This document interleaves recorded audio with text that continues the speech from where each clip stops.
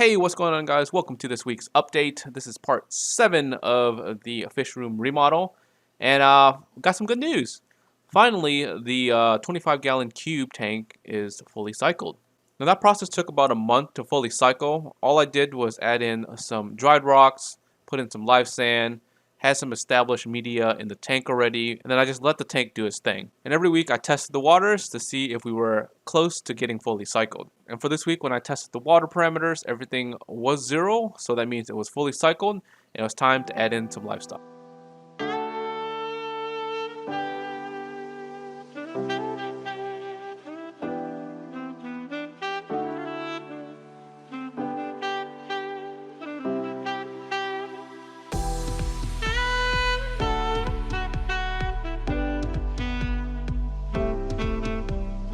I'm going to do a quick water change in the tank. I always like to do a water change just to kind of pick up any debris or any detritus that might have settled in the sand bed or just in the tank in general.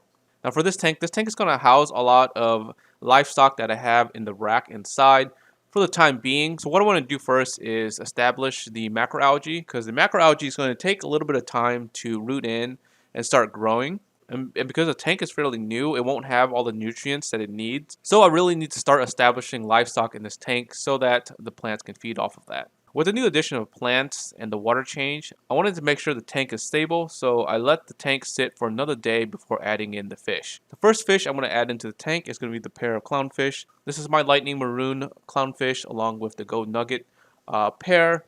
Also, to kind of reduce the stress of the fish, they really like the clay pot, so I'm going to go ahead and add one in to the tank as well. They like to kind of sleep in the flower pots at night and just kind of find a place to kind of just hang out and chill. I'm thinking every week I'm going to slowly introduce more and more stock into the tank, obviously allowing the tank to grow and build up that beneficial bacteria. I don't want to overwhelm the tank with a bunch of livestock and the ammonia respikes. That would be a really bad thing, especially if I'm doing it with coral. Over the next 6 months or so here, I'm going to slowly move everything into this tank. I'm going to take it nice and slow. I know that certain things need, the tank to be stable, so we'll make sure the tank is stable and establish before adding in the anemones and whatnot into the tank.